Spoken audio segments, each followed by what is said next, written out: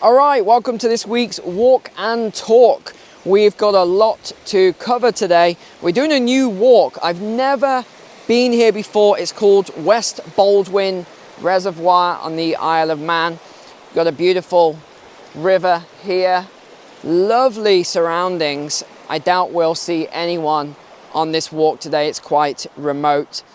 But we got a fair amount to talk about. We're going to talk about the EU and Ukraine. We're going to talk about all the COP stuff, all the new announcements. The US has got off quite lightly, but the UK has been hammered by these new energy policies that are coming in 2025. We've also got high levels of mortgage arrears. We got a little bit on the US mortgages as well. So let's get into everything. And it's pretty cold here today. You know what? I met someone, a subscriber, came to the Isle of Man, and they said, Neil, you said that it was fresh in December. So she came with her husband in December, and she said, she's from America, by the way. She said, fresh. It was so windy and freezing cold. I didn't want to go out. Well, that's the thing. If you come from California and you come here in winter, yeah, expect it to be pretty cold, by the way.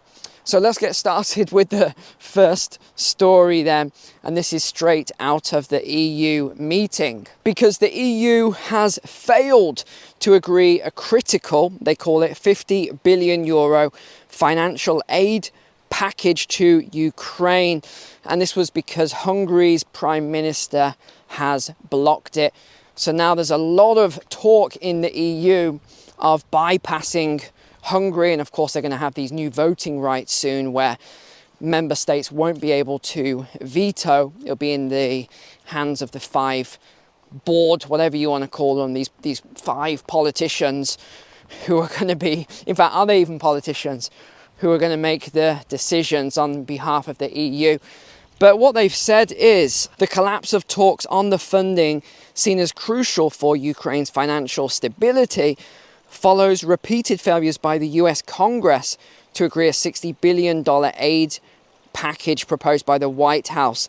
This has raised fears of weakening Western resolve to sustain the country as it continues to battle against Russia. EU leaders who were locked in negotiations over the package until the early hours of Friday will return to Brussels in early 2024 for future talks on the financing. But one thing they have said, and even, we talked about how these politicians get into power, and then once they're in power, they basically do a U-turn. Well, the new Dutch Prime Minister, who the media said was hard right, he was a hard right extremist and everything else. Even he was, right, you read some of the stuff here, it says that he was pushing hard all the other states and that he's very aggressive to get Ukraine this funding. Didn't he get elected by saying he didn't want to give Ukraine funding, he didn't want to fund any more of this war, and now all of a sudden he's the one pushing it? Hold on, something just doesn't add up. Oh wow, I've got to show you this view. This is absolutely stunning. This was worth the long hike here. Take a look at that. Isn't that beautiful?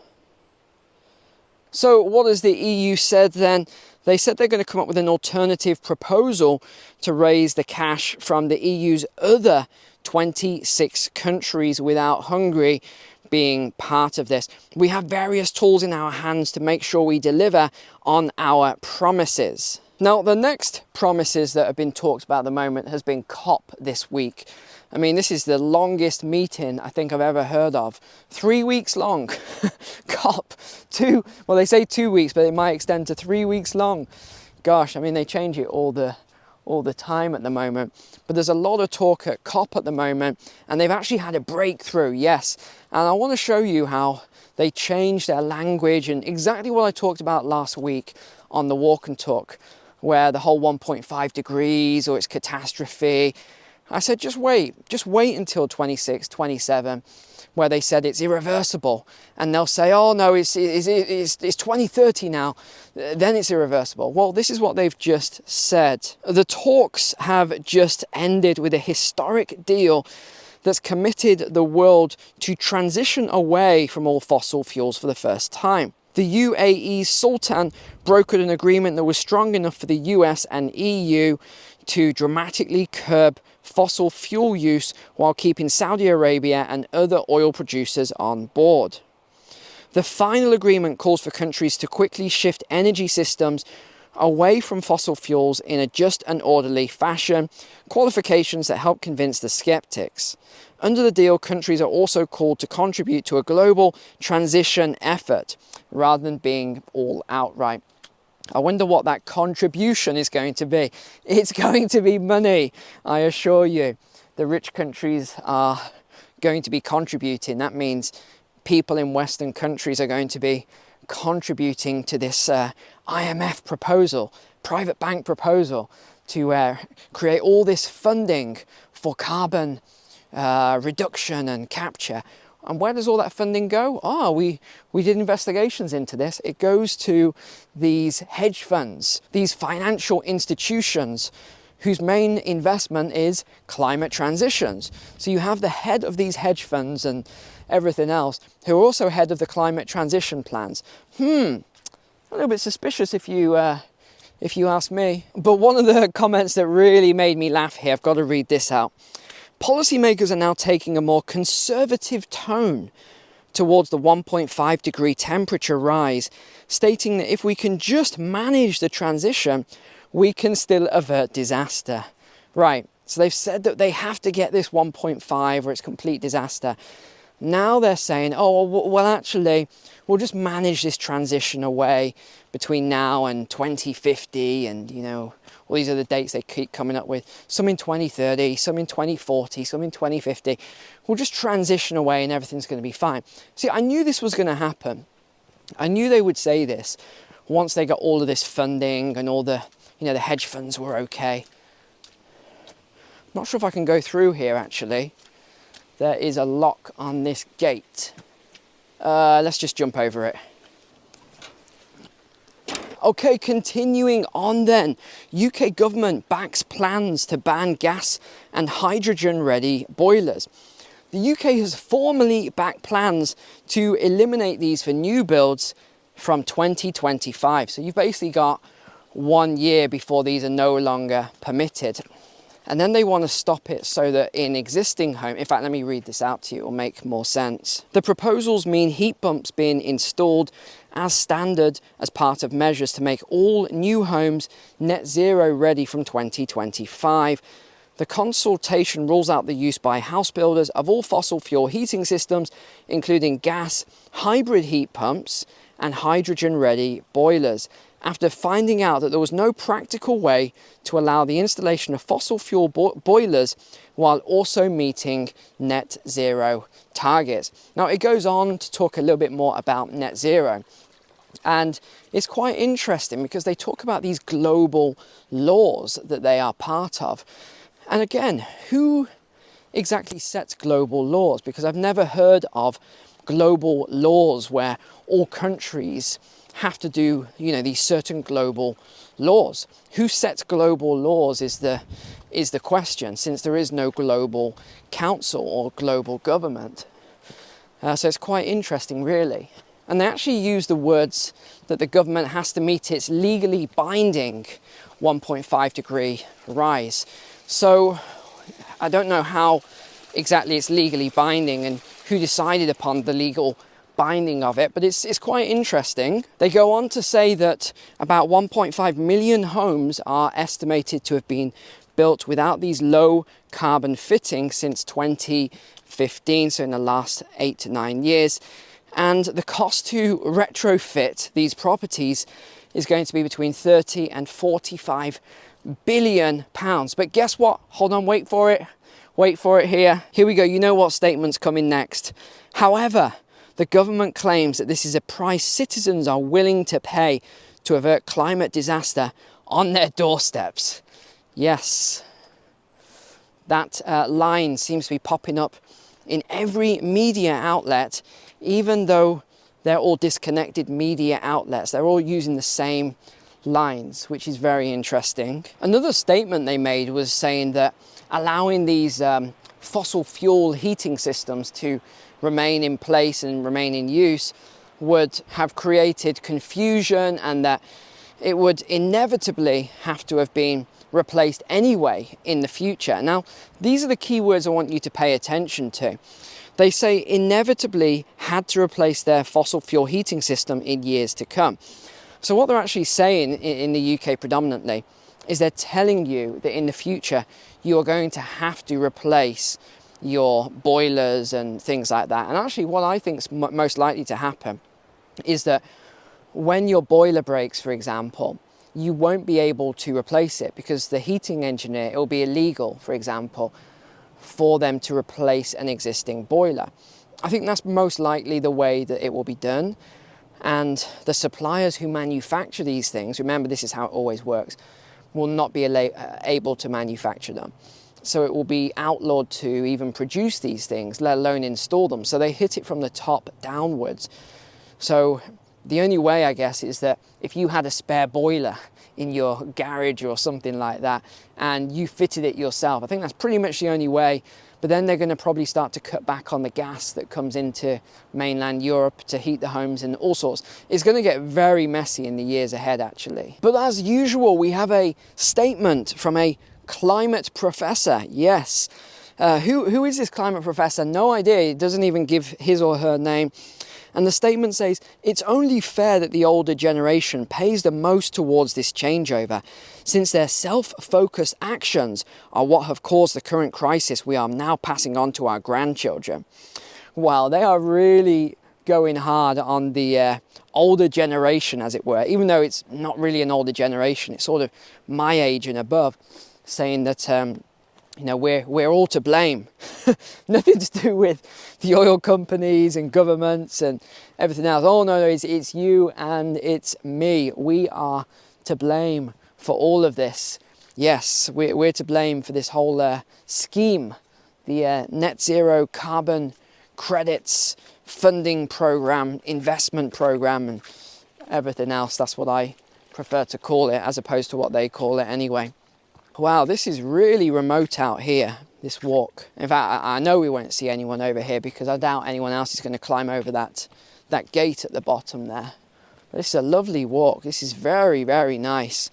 I guess this is part of government land or something like that.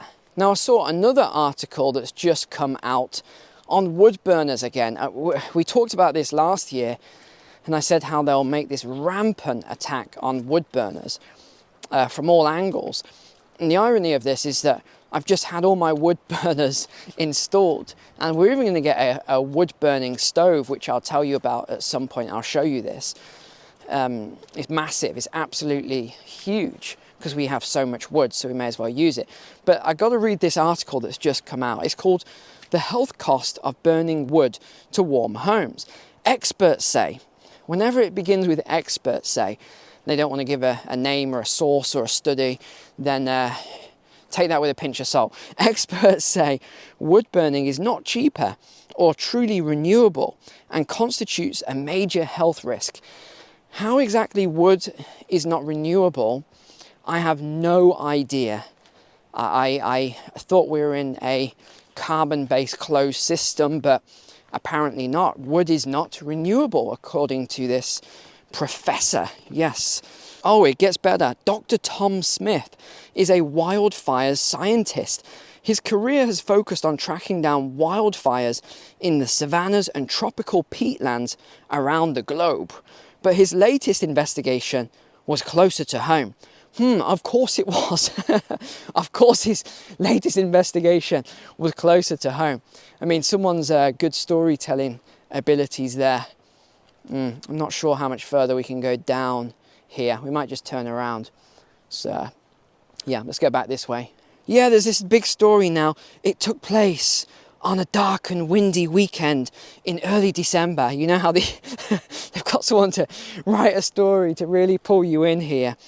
I noticed the familiar smell of wood smoke inside my flat. The doctor said, I'm well aware of its harmful effects from using my own research, so I went outside with my portable pollution sensor in search of the source. Of course you did, doctor, if you even exist. Anyway, let me cut a long story short here, and it really is a long story. He went out and he found this pub that was billowing, polluting smoke into the air. And he set about and did this study, and he found that smoke is killing 284 Londoners every year, and it's costing £800 a year as a health burden. And his message to everyone is, get rid of your chimneys, get rid of your wood burners. You're killing people. You know, think of others. We're all in this together. This is all pretty familiar, actually, language. How would you feel about the old lady down the road that died because of your actions? Yeah, okay, all right, I think we've got it. Okay, UK mortgage arrears then. This is, I don't know why they're making a big story out of this. I looked at all the data and the statistics, and the numbers don't really align. So there's all these headlines. UK mortgage arrears hits a 6-year high. They're talking about how bad it is, all these arrears now. No, it was 1.02% in arrears, which is nothing. That is nothing for the mortgage industry. And it's gone up to 1.14%. Yeah, that's it. You can see this chart is tipped up a little bit. Nowhere near what happened in 2008. It's a mile away from that right now. So this headline that is everywhere, all over the news, ignore it. It doesn't really mean anything. But over in the US, mortgage rates have just dropped below 7%. So this is good news if you are in the US. You're still not going to be getting your long-term fixed rates at a low rate at the moment, but at least it's a step in the right direction. Next then, 155 countries have now come under the BRICS Belt and Road Initiative with China. Now this is quite interesting when I was looking at this, because of the implications that this could actually have. So this is 75% of the world's population, and it's over 50% of the world's GDP that owe this $1.1 trillion to China. Now, why is that an issue? Well, there'll probably be contracts at the moment and how it's to be repaid and all sorts of things like that. But remember, China plans way ahead of the rest of the world. So it wouldn't surprise me at all if there's some sort of clause in these contracts that say that in the future, we can change how we want that payment to be made. So let's just say it's, you know, these countries are swapping USD, US dollars, and they're paying in yuan, and, you know, or maybe they're paying USD. Who knows exactly what they're using? Maybe they're swapping some to something else. But one thing that I think China could do in the future is say, actually, we only want you to pay in our BRICS currency. Now that's where things could get very interesting, because if you've got all the repayments then going through a BRICS currency, that's going to have consequences for the US dollar. Okay, and let's do the last story then as we stand by the reservoir. We got a bit of a walk down, but I'll see you in a few minutes. All right, let's do the last article then. I feel so much calmer actually stood here by the water. I don't know why, maybe it's just the water, it's really calming. I feel super relaxed where my blood was pumping up there. But let's do this last article here then. And this is for all my expats in Thailand right now, where I'll be going again for January, try and go every January. So this is what the article says. Chinese Russians rank among the top condo buyers in Thailand as the tourists return. Actually, another crazy story that happened last week was a Chinese vlogger. She's got millions of followers. She made a little video criticizing the red light district in Thailand, and the government does not take kindly to that at all. So she has landed in hot water. If she ever returns to Thailand, she'll probably get arrested or something like that. So sales have surged 38% to 10,700 units just this year. In fact, it says just in the last 9 months. Chonburi, Bangkok, Phuket are the preferred location for foreigners. In fact, when I was in Phuket in January, I felt like I was in Russia. It was all Russians, pretty much all Russians there. So what are the hotspots? It's Bangkok, it's Pattaya, and it's Phuket. These are the places where people are buying. They have spent 52 billion baht, which is $1.5 billion just in the last 9 months, and it's up 40% almost from a year ago. It's pretty crazy. And the Chinese buyers, we got a little image here, chart, they are buying the most. Then it's Russian, then it's US, it's the USA, Taiwanese, and then UK, which is very, very interesting. So there you go, you're kind of up to date now with the news. There hasn't been a lot of crazy news over the last week or two. So we'll have to see how it goes. I've got a few projects that I'm working on, more longer pieces. So we'll see. I won't make a video on Mondays. I'll go back to doing videos Tuesday or Wednesday, Thursday, Friday each week. I won't be doing 6 videos a week at the moment, just because there isn't a lot of news. Before, where there was loads going on, I'm happy to do 6 videos a week for you. But with the renovations I'm doing on my house and the land and everything at the moment, I've got some acreage there I've got to look after. It just makes it a lot harder to do a video 6 days a week. So I'll probably go to, let's say 3 videos a week, 2 or 3 videos a week at the moment. And we'll go from there. But apart from that, especially because the views are lower at the moment, people always ask me, make really descriptive titles, Neil, please. Don't make the titles vague. When I do it really descriptive, people don't tend to watch the videos as much as well. Oh, goodness. Catch-22, hey? Well, that's it for this week's videos then. I will see you next week. Take care. God bless you. God bless your families. Apart from that, have a great weekend. See you soon.